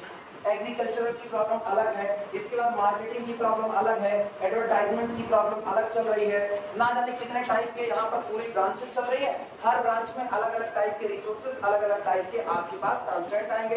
उन कंस्ट्रेंट के अलाउंग या उनके अकॉर्डिंग आपका जो सरप्लस वेरिएबल है उसका फिजिकल इंटरप्रिटेशन अलग अलग हो सकता है। अभी फौरी तौर पर तुमको ये दिखाना, क्लियर नहीं बात है? ये तो आपका हो गया स्लैग वेरिएबल। लेकिन फिर बात वही आई, स्लैग वेरिएबल आपका था, आपने यूज नहीं किया। जब आपने उसका यूज नहीं किया तो क्या वो आपको कोई प्रॉफिट कमा करके देगा? नहीं। और जब वो प्रॉफिट कमा के नहीं देगा तो बोलो उसका प्रॉफिट कंट्रीब्यूशन कितना होगा? 0 का। इसीलिए कहा जाता है अगर आप यहाँ पर स्लैग वेरिएबल का इस्तेमाल कर रहे हो या सरप्लस का, तो प्रॉफिट आपको दोनों कमा के नहीं देंगे। और जब दोनों कमा के नहीं देंगे तो जब इनको स्टैंडर्ड फॉर्म में कन्वर्ट करते वक्त ऑब्जेक्टिव फंक्शन में लिखेंगे तो इनका कोफिशिएंट केवल क्या लगाया जाएगा? 0 लगाया जाएगा। क्योंकि ऑब्जेक्टिव फंक्शन में आगे जो C1 C2 बैठता है वो पर यूनिट प्रॉफिट कंट्रीब्यूशन होता है, और ये लोग आपको कोई प्रॉफिट कमा करके नहीं दे रहे। क्लियर नहीं बातें? लाइन चेंज करके लिखना।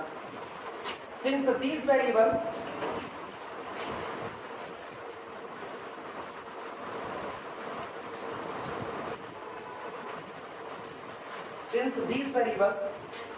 yield, Y-I-E-L-D, yield, since these variables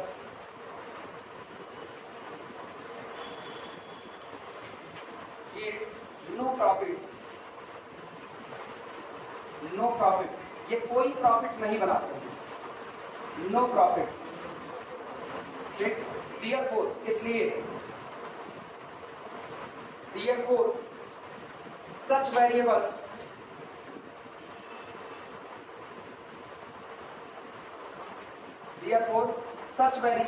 are added, इसलिए ऐसे वेरिएबल ऐड किए जाते हैं, are added to the original objective function, to the original objective। ये रिकॉर्डिंग में देखो चमक तो नहीं आ रही कहीं पर, कहाँ पर?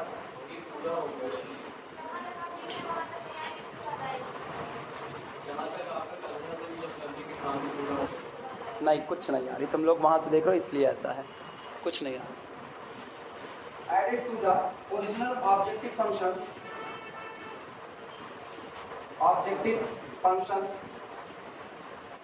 with zero coefficient,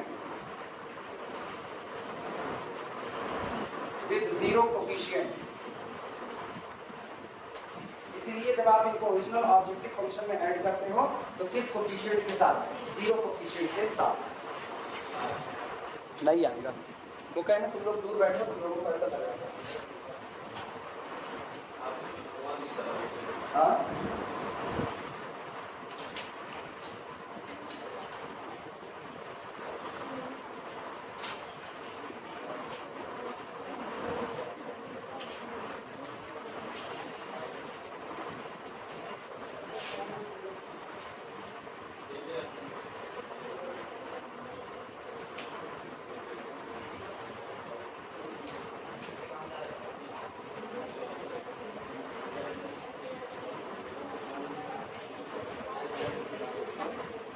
चलो लाइन चेंज करना। कोई नंबरिंग चल रही थी? तीसरा थर्ड पास वर्ड, इसमें लिखो a surplus variable represent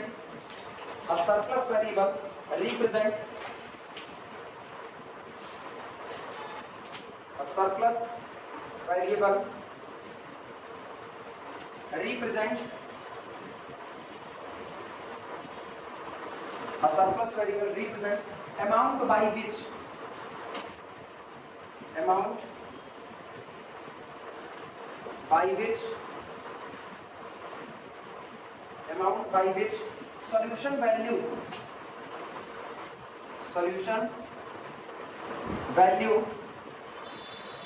solution values exceed, बढ़ जाती है, exceed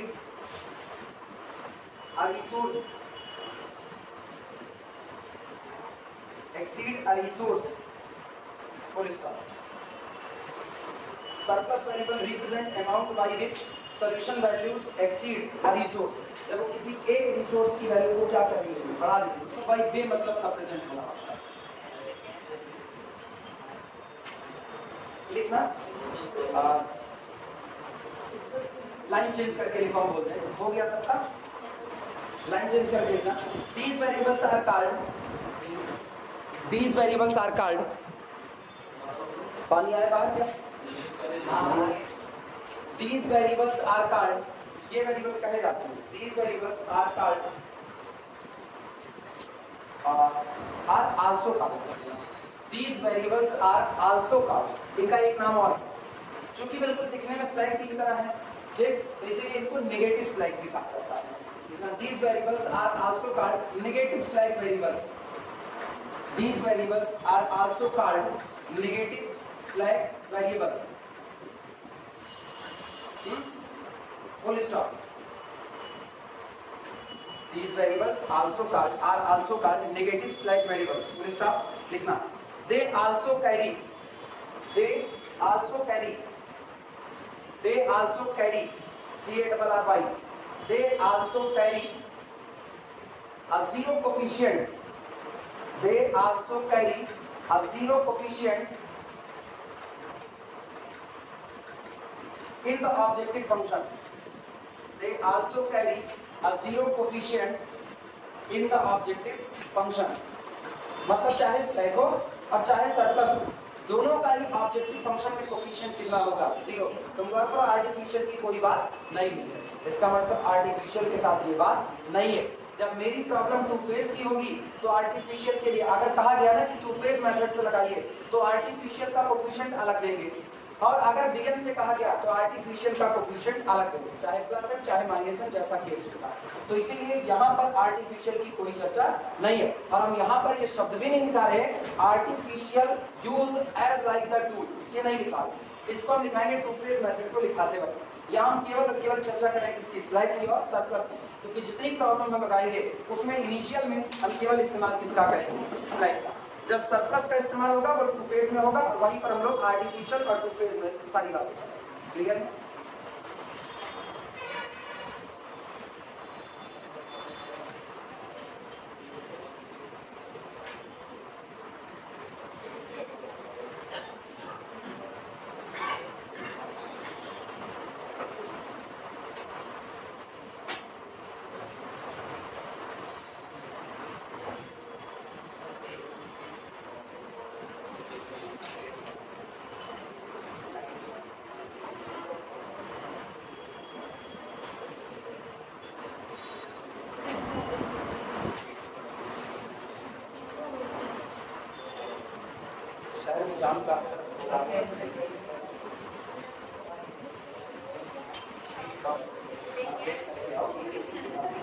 सुनो, अच्छा अब बात सुनो।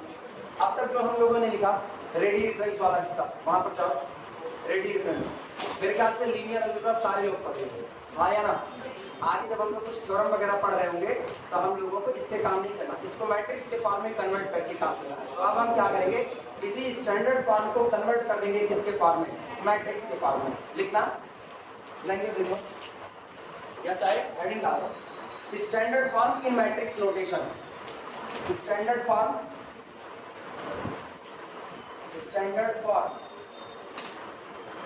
इन मैट्रिक्स नोटेशन।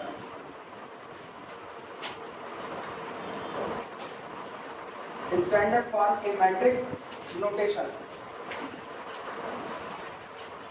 अब तुम लोगों को समझ में आए, इसीलिए इधर स्टैंडर्ड फॉर्म हम अभी लिख देंगे।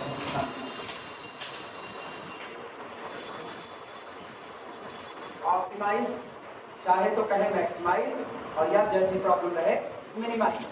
जेड इज इक्वल टू, बोलना क्या था, c1x1 plus c2x2 plus so on plus cn(xn) plus 0s1 plus 0s2 plus up to so on plus 0s। सही या गलत? बोलो, सही है गलत? दिया गया।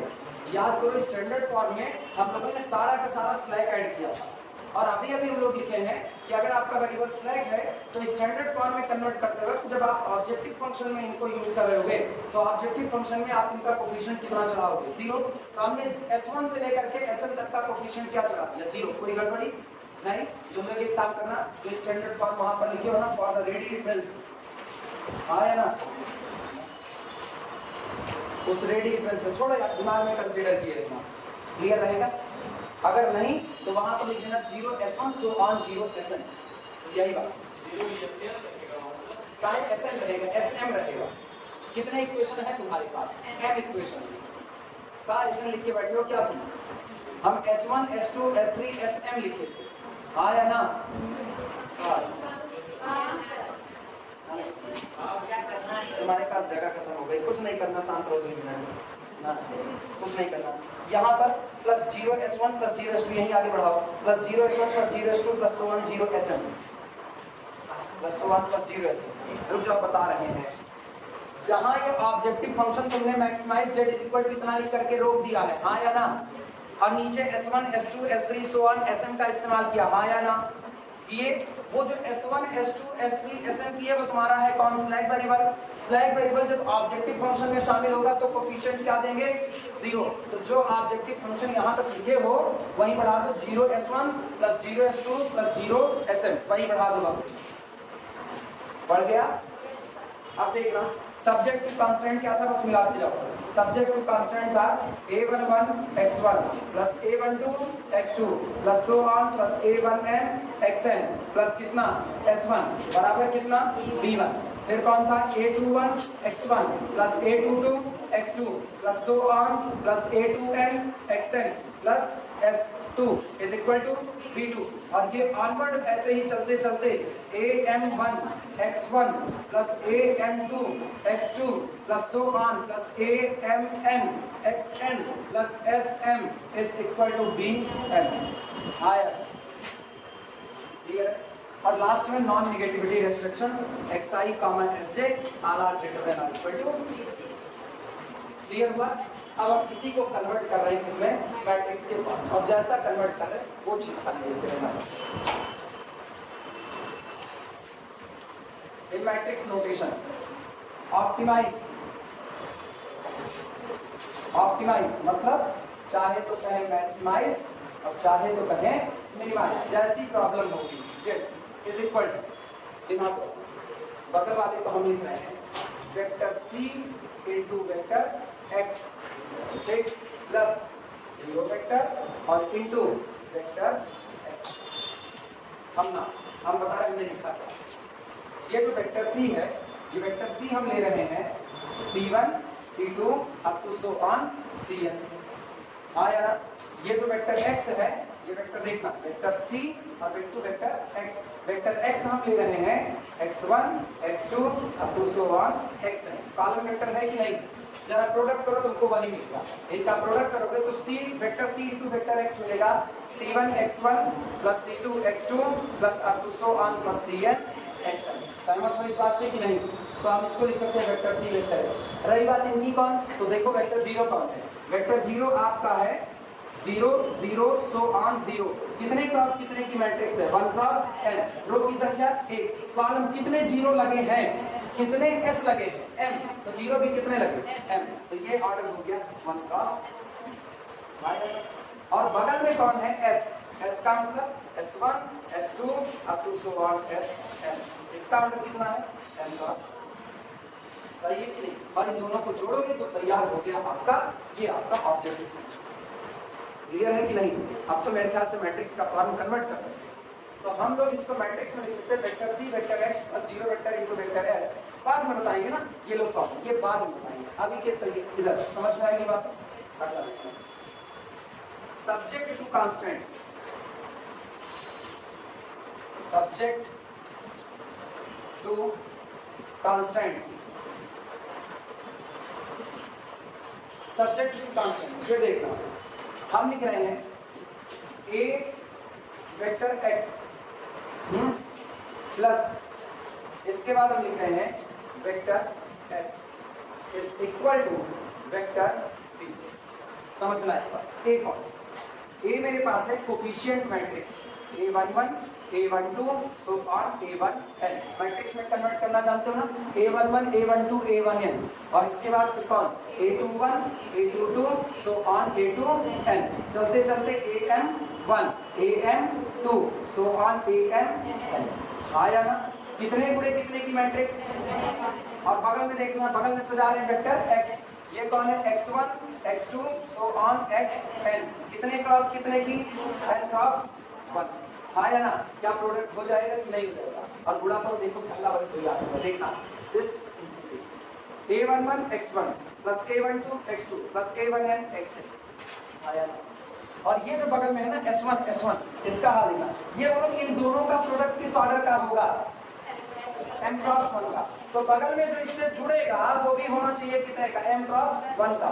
यानी अगर आप करें इसका ऑर्डर है, इस पूरे का ऑर्डर m क्रॉस 1, तो इसका भी क्या होना चाहिए? m cross 1। अब देखो कितने s1 s2 s3 sn कितने रो आई? रो m आई। अब कॉलम केवल कितना? a। तो आपका जो वेक्टर s था वो भी होगा s1 s2 so on m cross. क्या जुड़ जाएगा कि नहीं? ये रही बात है। मेरे ख्याल से इतना लीनियर अलजेब्रा पढ़ाने का फायदा तो मिलना चाहिए।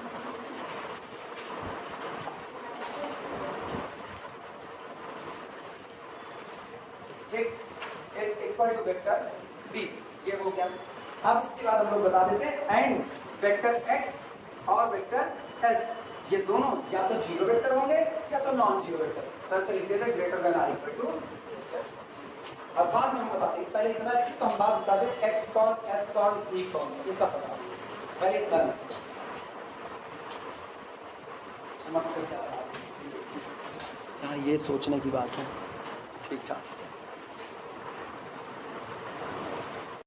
सुनो, जहां पर लिख करके स्टैंडर्ड फॉर्म खत्म किए मैट्रिक्स वाला, उसी में आगे लिखना नीचे वेयर जहां स्टैंडर्ड फॉर्म लिखे हो ax plus vector s is equal to vector b। अब वहीं पर नीचे बताना वेयर जहां पर vector c is equal to, देखो वेक्टर c कौन? ये होगा आपका row matrix c1 c2 c3 so on cn। ये रहा। ठीक, इसको हम लोग रो वेक्टर कहते हैं। रो वेक्टर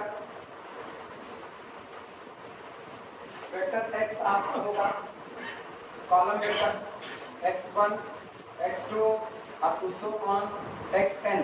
ये आपका कॉलम वेक्टर होगा।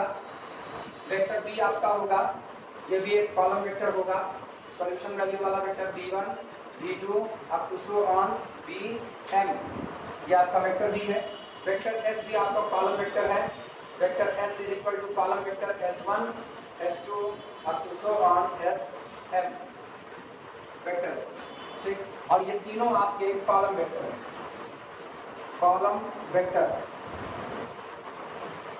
कॉलम वेक्टर, ठीक। और कैपिटल ए इसको हम लोग कोफिशिएंट मैट्रिक्स पुकारते हैं, A11 A12 up to so on A1n, A21 A22 up to so on A2n, A up to so on, इस तरीके से चलते हुए AM1 AM2 up to so on AMN, ये आपकी हो गई कोफिशिएंट मैट्रिक्स।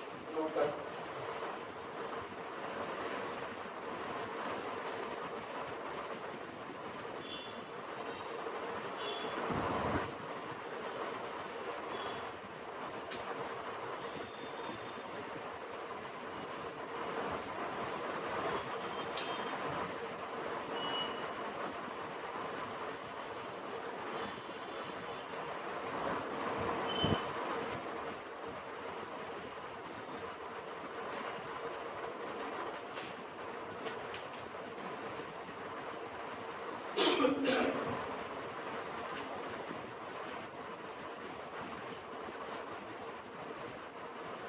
हो गया।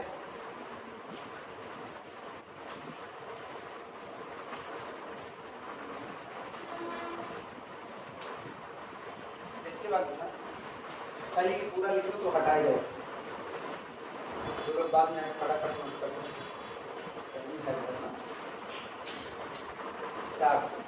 यही जिंदगी आनी वर्ष तो दिक्कत लगा से तो दिक्कत।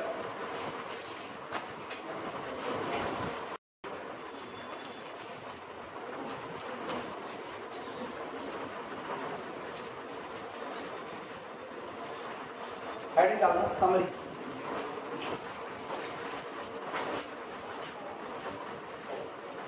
समरी। इधर हम एक टेबल बनाते रहे, रेडी रेफरेंस की टेबल कि स्लैग, सरप्लस, आर्टिफिशियल, इनके कोफिशिएंट आपके ऑब्जेक्टिव फंक्शन में क्या क्या होंगे, इसके लिए बना ठीक। यहाँ पर हम लिख रहे हैं और पतले पतले कॉलम की जरूरत होगी, या हमको बना लेंगे तो उसके बाद तुम लोग बनाओ तो ज़्यादा बेहतर है। यहाँ type of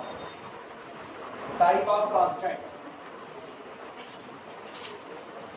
type of constant, किस टाइप का आपका कांस्टेंट होगा। बहुत पतला कॉलम चाहिए, तीन ही टाइप के कांस्टेंट होते हैं, less than or equal to, greater than or equal to, equal to. तो ये सिंबल के लिए हम कॉलम बना रहे हैं, टाइप ऑफ कांस्टेंट। इधर extra variable needed, extra variable needed, आपको किस एक्स्ट्रा वेरिएबल की जरूरत पड़ेगी ऐसा होने पर वो यहाँ पर लिख दिया जाएगा। और उधर हम लिख रहे हैं coefficient of extra variable, coefficient of extra variable in objective function, और जो आपका ऑब्जेक्टिव फंक्शन होगा उसमें आपके इन आए हुए एक्स्ट्रा वेरिएबल का कोफिशिएंट कितना लिया जाएगा। अब दो टाइप का होगा ऑब्जेक्टिव फंक्शन जेड, पहला किस टाइप का, मैक्सिमाइजेशन टाइप का, और दूसरा किस टाइप का, मिनिमाइजेशन टाइप। इसकी बात सबसे पहला कांस्टेंट आपका होगा less than or equal to type का। अगर मेरा constant less than or equal to type का है तो हमको जिस वेरिएबल की जरूरत पड़ेगी वो कौन होगा, स्लैग वेरिएबल होगा, ठीक। तो लिखना प्लस एस, यहाँ extra variable needed plus S. अब सारे लोग जानते हैं प्लस एस का मतलब कौन हुआ, स्लैग हुआ। और अगर ये स्लैग है तो चाहे आपका गोल मैक्सिमाइजेशन का हो और चाहे आपका गोल मिनिमाइजेशन का, दोनों में इसका कोफिशिएंट कितना चलेगा, 0। बस ऐसे ही कॉलम बनना है, छोटे छोटे, क्लियर हुआ। अगर मेरा constant greater than or equal to type का है तो मुझको दोनों की दरकार पड़ेगी, एक तो सरप्लस की और दूसरा किसकी, आर्टिफिशियल की। तो हम लोग लिखेंगे minus S and plus capital, ऐसे ऊपर नीचे लिखना, minus S capital, minus S आपका कौन है, माइनस एस आपका है सरप्लस, और ये कौन है, आर्टिफिशियल,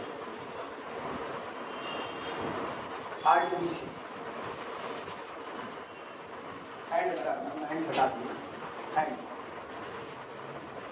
जो आपका सरप्लस इस्तेमाल हुआ है गोल में उसका कोफिशिएंट तो 0 0 रहेगा, कोई दिक्कत नहीं, लेकिन जो आपने ये इस्तेमाल किया आर्टिफिशियल, इसका कोफिशिएंट बदलेगा।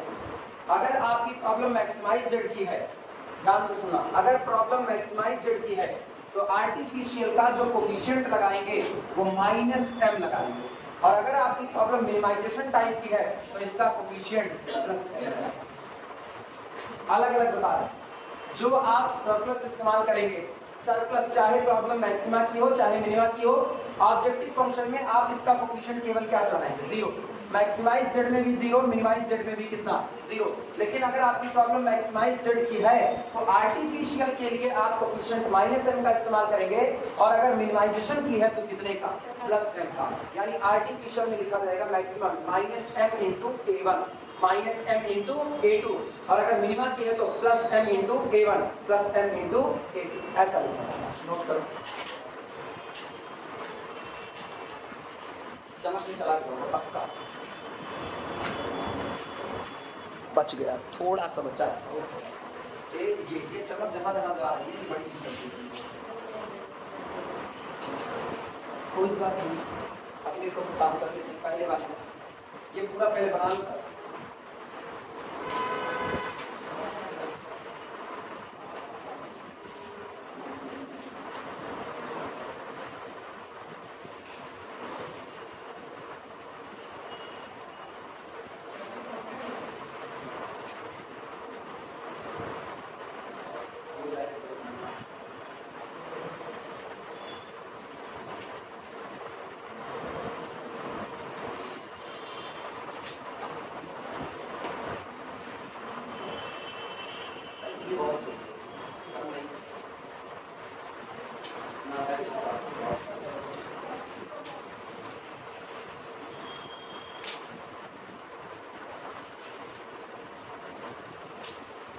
हो गया, अगला काम बस आधा घंटा बाद। नहीं अभी नहीं आया, चाबी हम आपको दे देंगे।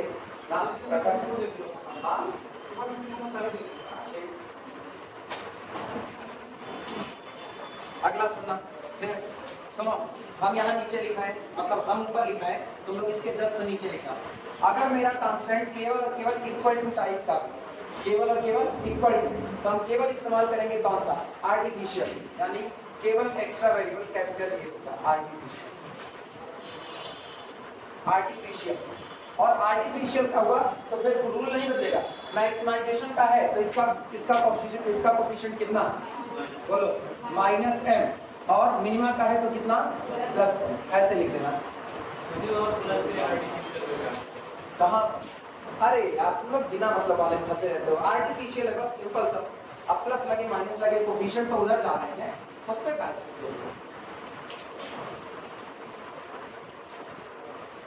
हल्के हुए सूरज पे तुम लोग ना ऐसे टाइम पे टोटल किया करो, जैसे कि तुम 10 मिनट का खाली ब्रेक लिए, ऊपर से देख रहे हो गर्मी कितनी गर्मी हो, इतनी गर्मी में क्या सीख, मेरा दिमाग तो बिल्कुल नहीं चलेगा।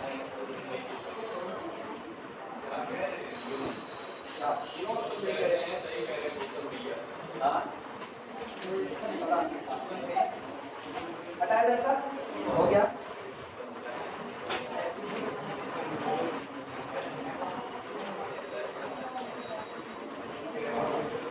एक तो ये जो एरिया आ गया था ये उसको रोक काम करना।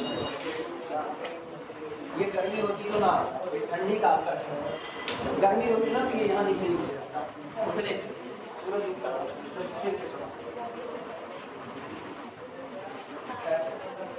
क्या किया जा सकता है, हेडिंग डालो, सिंप्लेक्स एल्गोरिथम, वर्किंग रूल चालू होगा। हेडिंग डालो, सिंप्लेक्स एल्गोरिथम, काम करने का तरीका कैसे, कैसा मेथड होगा, सिंप्लेक्स एल्गोरिथम से किसी मेथड को सॉल्व कैसे किया जाएगा। Simplex algorithm,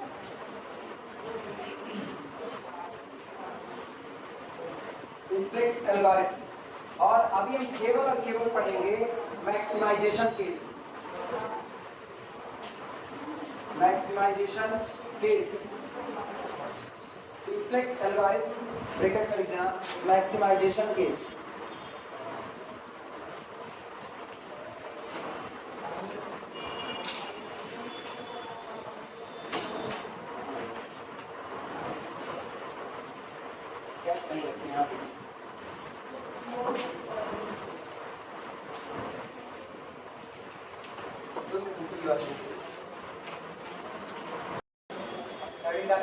simplex method minimization के लिए इसमें लिखना है स्टेप 1, हाँ सॉरी मैक्सिमाइजेशन, इसमें लिखना है स्टेप 1, स्टेप 1 पहला स्टेप हेडिंग डाला, पहले स्टेप में फॉर्मुलेट या formulation of the mathematical model, formulation of the mathematical model of the mathematical model,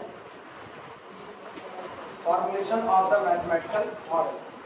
पहला सबसे पहला काम ये होता है कि आपको जो भी डेटा दिया गया है वर्बल डेटा, आप उस वर्बल डेटा को चेंज करो किसमें, मैथमेटिकल फॉर्म, जो हम लोग पहले चैप्टर में करते हैं। अब अच्छी बात यह है इस चैप्टर में हम लोग कोई भी वर्बल डेटा का सवाल नहीं उठाएंगे, आई बात समझ में। ऑलरेडी पहले चैप्टर में किसी वर्बल डेटा को मैथमेटिकल फॉर्म में कैसे कन्वर्ट किया जाता है ये हम लोग ऑलरेडी बता चुके हैं। न्यूमेरिकल जब आएगा एग्जाम में तो लगभग मैक्सिमम 99% केसेस में वो केवल बने बनाए डेटा को कहता है कि आप maximize z is equal to this following constant this, इनको उठा करके सिंप्लेक्स मेथड से लगा दीजिए। अगर वो नहीं कहता तो वो ऐसा भी कह सकता है, लॉन्ग आंसर में दे दे, आपको पूरा एक वर्बल डेटा दे दे, कंपनी ये प्रोडक्ट बनाती है, ऐसी ऐसी शर्तों के साथ बनाती है, तो आपको ये काम करना पड़ेगा, उस पूरे डेटा को कन्वर्ट करना पड़ेगा किसमें, मैथमेटिकल मॉडल में। और एक बार वो मैथमेटिकल मॉडल में आ गया फिर आप आगे बढ़ोगे उसको सॉल्व करने के लिए। तो दो काम एक साथ, लेकिन ये होता है एमएससी में, बीएससी में या तो बना बनाया न्यूमेरिकल देगा और या तो अलग अलग दोनों प्रॉब्लम कर देगा। क्लियर है ये बातें? तो सबसे पहला काम, लेकिन बाकी में तो सारा लिखा जाएगा। पहला काम है formulation of the mathematical model, दिए गए वर्बल डेटा को कन्वर्ट करो किसमें, मैथमेटिकल फॉर्म में। लिखना है इसमें सबसे पहला, फर्स्ट पहला लिखना formulate the mathematical model, formulate the mathematical model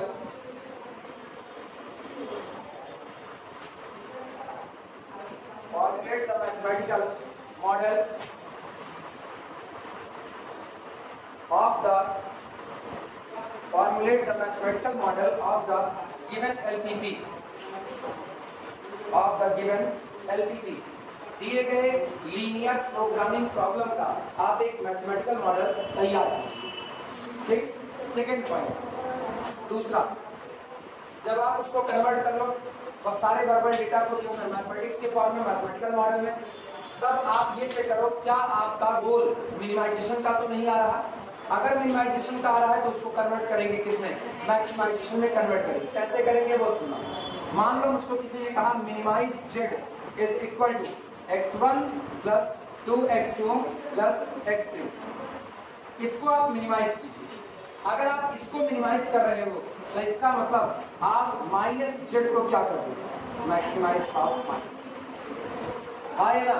तो जहां जहां आपका ऑब्जेक्टिव फंक्शन जेड था उसको आप क्या कर दो, माइनस जेड। तो अब ये आपका हो चुका है माइनस x1 माइनस 2x2 और माइनस कितना x3। तो अगर आप इसका मैक्सिमा निकाल रहे हो मतलब आप इसका मिनिमा निकाल रहे हो, और इसका मिनिमा निकाल रहे हो मतलब इसका क्या निकाल रहे हो, माइनस जेड का मैक्सिमा निकाल रहे हो।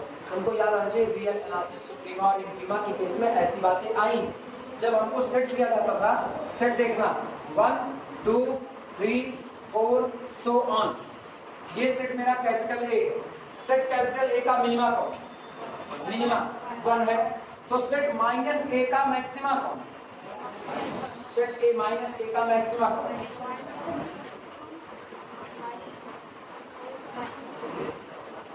-1 आया ना।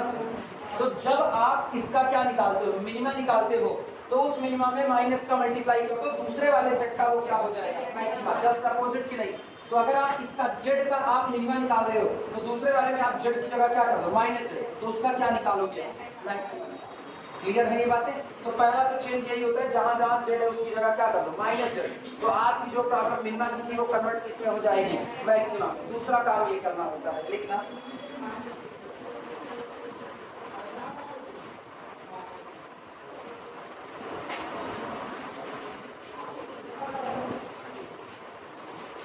सुनो, दूसरा काम कई किताबें इसको ऐसा लिखती हैं कि आप सीधे एक काम कर दीजिए, मिनिमाइज जेड को कन्वर्ट कर दीजिए मैक्सिमाइज जेड स्टार में, और जहां पर जेड स्टार आपका जो होगा वो कौन होगा, माइनस, वो ये लिखती है।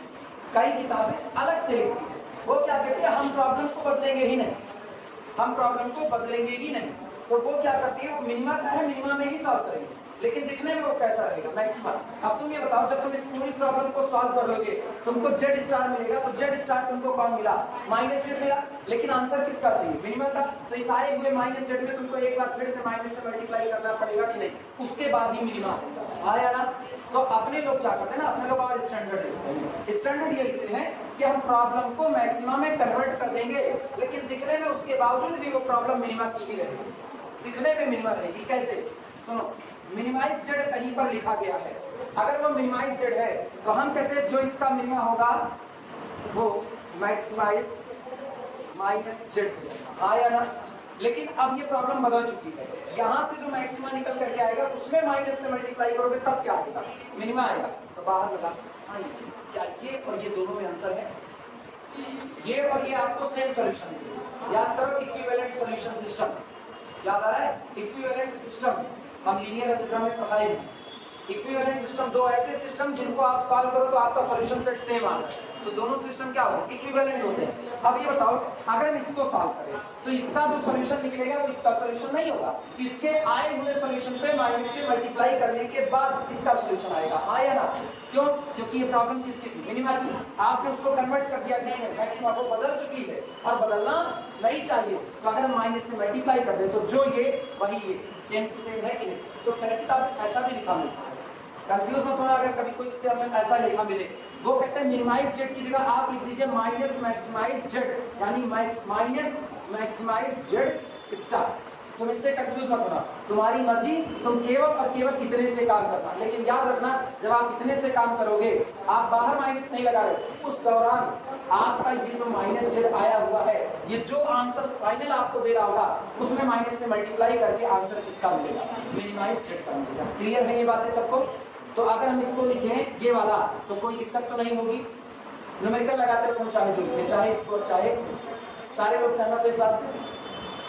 पहले प्रॉब्लम मिनिमा की थी, माइनस डाल दिया तो माइनस डालने पर वो क्या बन गई, मैक्सिमा की बन गई, लेकिन बदल चुकी है और मैं चाहता हूँ मेरी प्रॉब्लम ना बदले, तो जहर को जहर काटता है, एक माइनस बाहर लगा दिया तो माइनस माइनस वापस कहाँ आपको ला कर दिखता है, बात तो अब वो और ऊपर चल गया,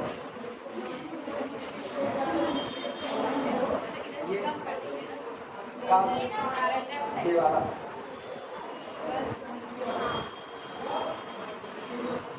टोपोलॉजिकल स्पेस,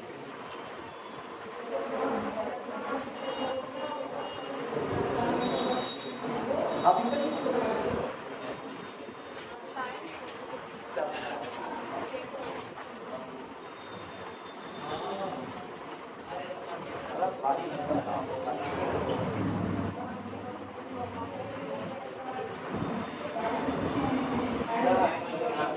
सही, मतलब कभी कभी ना बेकार लगता है, थोड़ा सा टाइम है उसके बाद ड्रामा चालू होता है। सब लिखते हैं फॉर्मेट या नहीं, रुको कोई मतलब नहीं बनता यार ना, ये मेरे को इतनी जगह में लिखा है ना, मेरे को जो समझाना है वो इतने तुलचे उलचे में लिखने का होता है।